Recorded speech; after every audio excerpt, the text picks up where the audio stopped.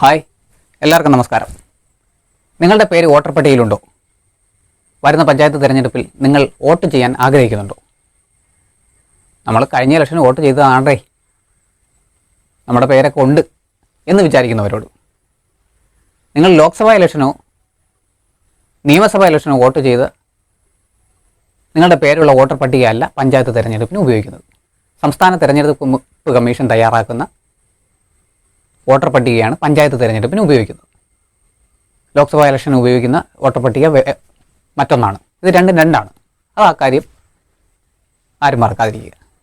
അപ്പോൾ ആയതുകൊണ്ട് തന്നെ കഴിഞ്ഞ പഞ്ചായത്ത് തിരഞ്ഞെടുപ്പിന് വോട്ട് ചെയ്തെങ്കിലും ഇപ്രാവശ്യത്തെ വോട്ടർ പട്ടികയിൽ നേരത്തെ ഉണ്ടായിരുന്ന എല്ലാ പേരുകളും ഉണ്ടായിരിക്കണമെന്ന് നിർബന്ധമില്ല. വോട്ടർ പട്ടിക പുതുക്കുന്ന സമയത്ത് ചില പേരുകൾ സ്ഥാനം മാറിപ്പോവുകയോ അല്ലെങ്കിൽ അപ്രത്യക്ഷമാവുകയോ ചെയ്യാറുണ്ട്. മുമ്പും പലപ്പോഴും ഇതുപോലെ സംഭവിച്ചിട്ടുണ്ട്. അപ്പോൾ വോട്ടർ പട്ടികയിൽ പേരുണ്ടോ എന്നറിയുന്നതിന് നമ്മൾ മറ്റുള്ളവരുടെ സഹായം തേടേണ്ടി വരും. കാലങ്ങളായി പലപ്പോഴും അങ്ങനെയാണ് ചെയ്യാറ്. ഈ കൊറോണ കാലത്ത് നമ്മുടെ വീട്ടിലിരുന്നു കൊണ്ട് മറ്റൊരാളുടെ സഹായമില്ലാതെ തന്നെ നിങ്ങൾ ഈ വീഡിയോ കണ്ടുകൊണ്ടിരിക്കുന്ന ഈ ഫോണിൽ നിങ്ങൾക്ക് വോട്ടർ പട്ടിക കാണാനും അതിൽ നിങ്ങളുടെ പേരുണ്ടോ, നിങ്ങളുടെ വീട്ടുകാരുടെയൊക്കെ പേരുണ്ടോ എന്ന് പരിശോധിക്കാനുള്ള സൗകര്യം സംസ്ഥാന തിരഞ്ഞെടുപ്പ് കമ്മീഷൻ ഏർപ്പെടുത്തിയിട്ടുണ്ട്. അതെങ്ങനെ ഉപയോഗപ്പെടുത്താം, പ്രയോജനപ്പെടുത്താം എന്നാണ് ഞാൻ ഈ വീഡിയോയിലൂടെ പറയാൻ ശ്രമിക്കുന്നത്. ഈ വീഡിയോ 2 ഭാഗങ്ങളായിട്ടായിരിക്കും ഞാൻ അപ്ലോഡ് ചെയ്യുന്നത്. ഒന്നാമത്തെ ഭാഗത്തിൽ പറയുന്നത് തിരിച്ചറിയൽ കാർഡ് സ്വന്തമായിട്ടുള്ളവർക്ക് അവരുടെ തിരിച്ചറിയൽ കാർഡ് നമ്പർ ഉപയോഗിച്ചുകൊണ്ട് എങ്ങനെ വോട്ടർ പട്ടികയിൽ പേര് കണ്ടെത്താം എന്നതിനെക്കുറിച്ചായിരിക്കും. അപ്പോൾ വീഡിയോ നിങ്ങൾക്ക് ഇഷ്ടപ്പെടുകയാണെങ്കിൽ ലൈക്ക് ചെയ്യുക. ഈ ചാനലിൽ എൻ്റെ വീഡിയോ ആദ്യമായിട്ട് കാണുന്നവർ താഴെ എൻ്റെ ചാനൽ പേരിന് സമീപത്ത് കാണുന്ന ചുവന്ന അക്ഷരത്തിൽ കാണുന്ന സബ്സ്ക്രൈബ് എന്ന ഭാഗത്ത് തൊട്ടുകൊണ്ട് എൻ്റെ ചാനൽ സബ്സ്ക്രൈബ് ചെയ്യണമെന്ന് ഞാൻ അഭ്യർത്ഥിക്കുന്നു. അപ്പോൾ വോട്ടർ പട്ടികയിൽ പേര് വോട്ടർ ഐ ഡി കാർഡ് ഉള്ളവർക്ക് voter I D card number ഉപയോഗിച്ചുകൊണ്ട് എങ്ങനെ തിരഞ്ഞെടുപ്പ് കമ്മീഷൻ്റെ വെബ്സൈറ്റിൽ പോയി പരിശോധിച്ച് കണ്ടുപിടിക്കാം എന്ന് ഈ വീഡിയോയിലൂടെ നമുക്ക് മനസ്സിലാക്കാം. ഈ വീഡിയോ വളരെ ലളിതമായിട്ടും വിശദമായിട്ടുമാണ് തയ്യാറാക്കാൻ ഞാൻ ഉദ്ദേശിക്കുന്നത്.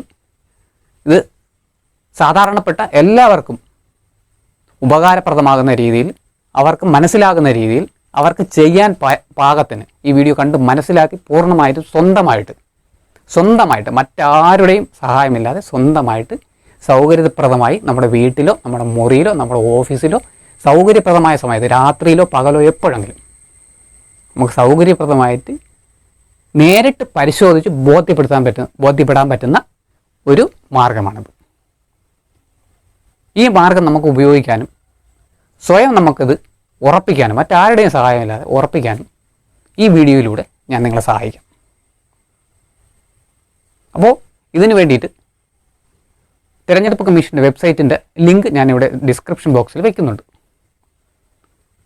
ഈ സാങ്കേതിക വിദ്യകൾ ഉപയോഗിച്ച് പരിചയമുള്ളവർക്ക് നേരിട്ട് ആ ലിങ്കിൽ ക്ലിക്ക് ചെയ്തുകൊണ്ട് നിങ്ങളുടെ പേര് വെബ്സൈറ്റിൽ പോയി പരിശോധിക്കാവുന്നതാണ്. അങ്ങനെ അല്ലാത്തവർ ഈ വീഡിയോ പൂർണ്ണമായിട്ട് കണ്ട് ഇത് മനസ്സിലാക്കിയതിന് ശേഷം എന്തൊക്കെയാണ് അടുത്ത സ്റ്റെപ്പുകൾ, എന്തൊക്കെ ബുദ്ധിമുട്ടുകളാണ് ഉണ്ടാകുന്നതെന്ന് മനസ്സിലാക്കിയതിന് ശേഷം പിന്നീട് ഡിസ്ക്രിപ്ഷൻ ബോക്സിലെ ലിങ്ക് ഉപയോഗിച്ച് നിങ്ങൾ സ്വന്തമായിട്ട് ചെയ്തു നോക്കുക.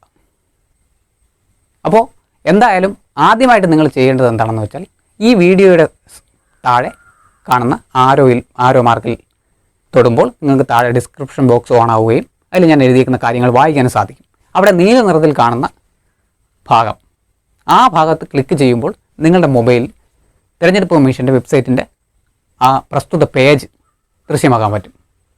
അപ്പോൾ തുടർന്നുള്ള ഭാഗങ്ങൾ ആ പേജിലാണ് നമ്മൾ ചെയ്യേണ്ടത്. അപ്പോൾ നിങ്ങൾ വീഡിയോയിൽ ബാക്കി കാര്യങ്ങൾ പറഞ്ഞുതരാം. അത് കേട്ടിട്ട് വന്നിട്ട് അത് കേട്ട് മനസ്സിലാക്കിയതിന് ശേഷം അല്ലെങ്കിൽ അത് കണ്ട് മനസ്സിലാക്കിയതിന് ശേഷം നിങ്ങൾ ഈ ലിങ്കിൽ ക്ലിക്ക് ചെയ്യുക.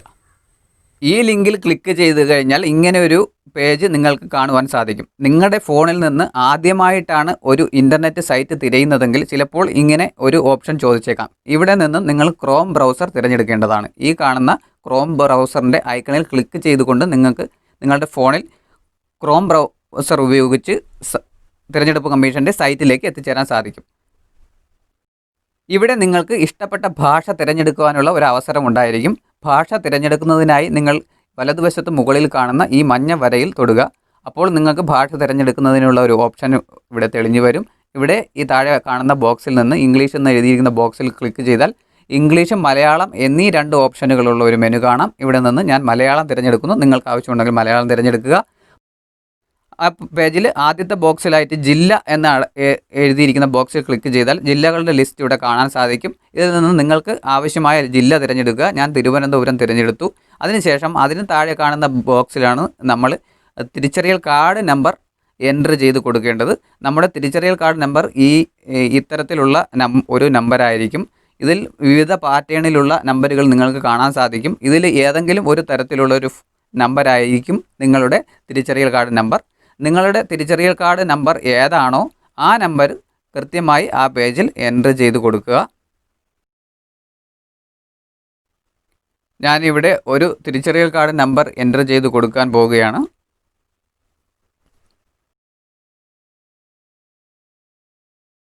ഇതിനുശേഷം തൊട്ട് താഴെയുള്ള ബോക്സിൽ ക്യാപ്ച കോഡ് എൻറ്റർ ചെയ്യാനുള്ളതാണ്. ക്യാപ്ച കോഡ് ഈ ബോക്സിന് തൊട്ട് മുകളിലായിട്ട് കാണുന്ന അക്ഷരങ്ങളാണ്.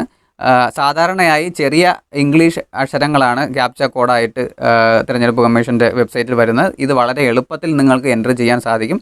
പ്രത്യേകം ശ്രദ്ധിക്കുക, ചെറിയ അക്ഷരങ്ങൾ ആണ് കാണിച്ചിരിക്കുന്നതെങ്കിൽ അതേപോലെ ചെറിയ അക്ഷരങ്ങൾ എൻറ്റർ ചെയ്ത് കൊടുക്കേണ്ടതാണ്.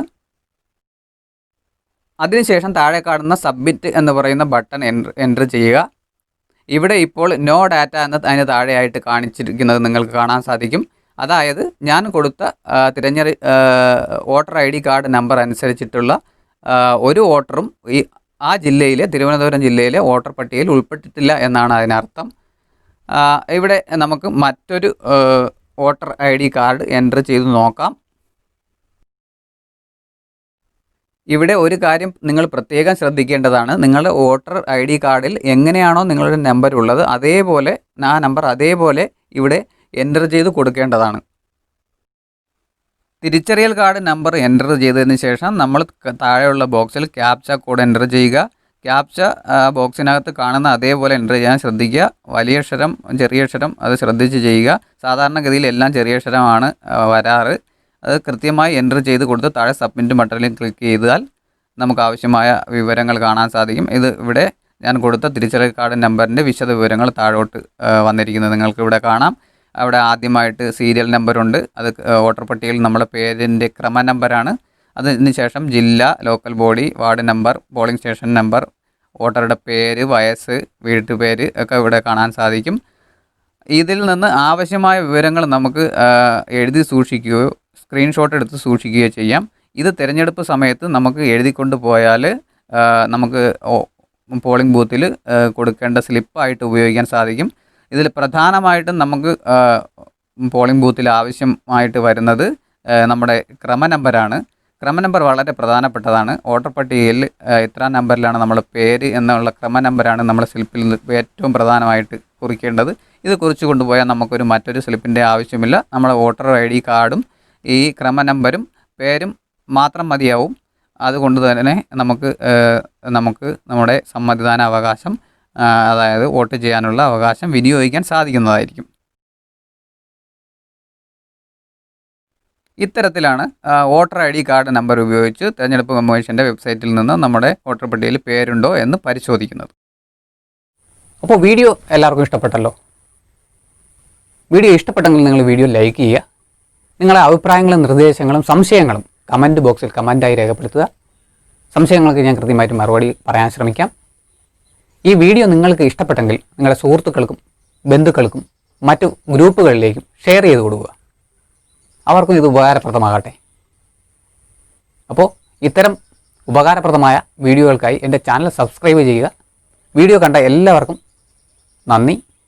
അടുത്ത വീഡിയോയിൽ കാണും വരെ ബൈ.